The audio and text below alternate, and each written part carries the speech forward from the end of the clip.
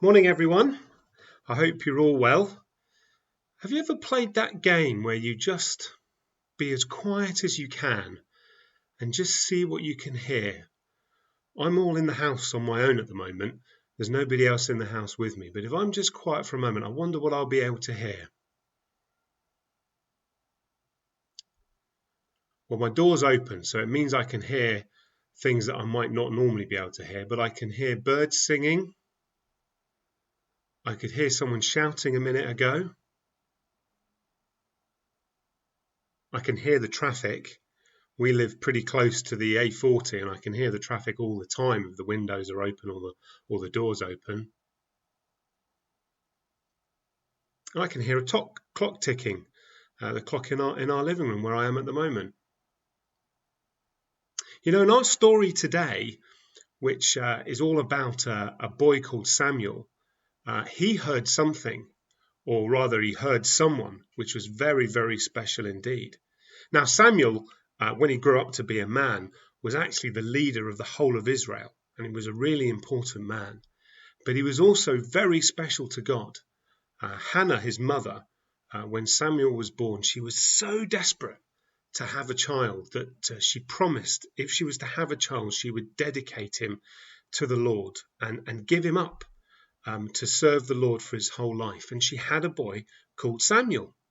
Now, when Samuel was a little boy, he was working in the temple, and he used to live in the temple. He lived in the temple with a high priest called Eli.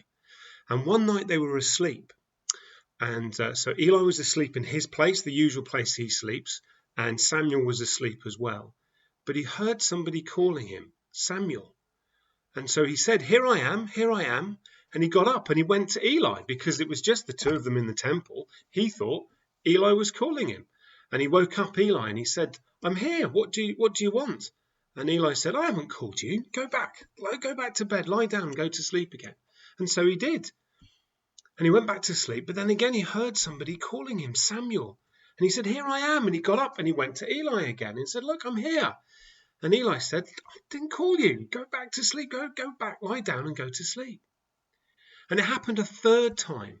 And so this time when Samuel went to Eli, Eli said, well, it's the Lord that's calling you.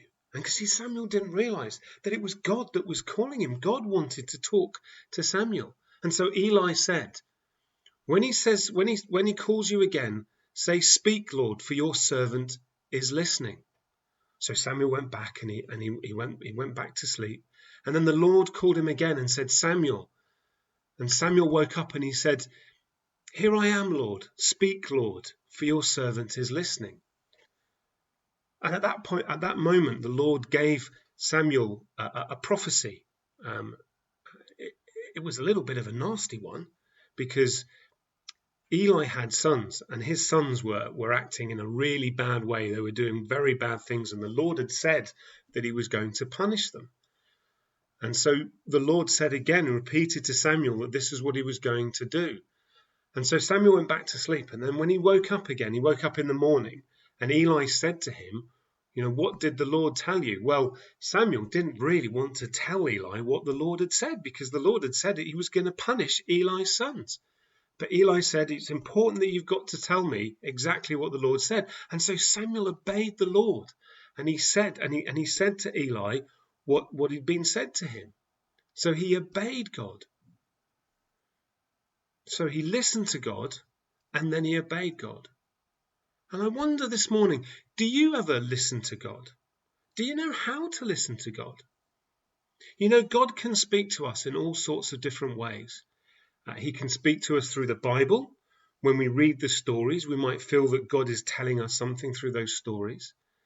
If you're speaking to somebody, if somebody is teaching you about God, or you've asked somebody a question about what you should do and what the right thing to do is, well, God can speak through that person in telling you what you should do.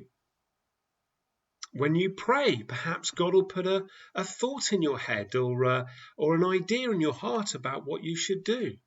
And sometimes, yes, God actually speaks to us directly. So do you listen to God? Is there something right now that you need to ask of God and do you need to listen to him? It's not always easy, and sometimes it's easier to do if we're somewhere quiet and we're somewhere peaceful. Then it can be easier to hear God. But more importantly, than that, are you then willing, like Samuel, to actually respond to what God says and to do what he tells you to do? And that's quite a challenge. But maybe this week you can work on listening to God. And then if you think God is actually talking to you, well, it's a good idea perhaps to talk to somebody about that. But then if you do believe that God is talking to you and God is telling you to do something, are you prepared to do it? I hope that's a challenge for you this week. Take care. See you soon. Bye.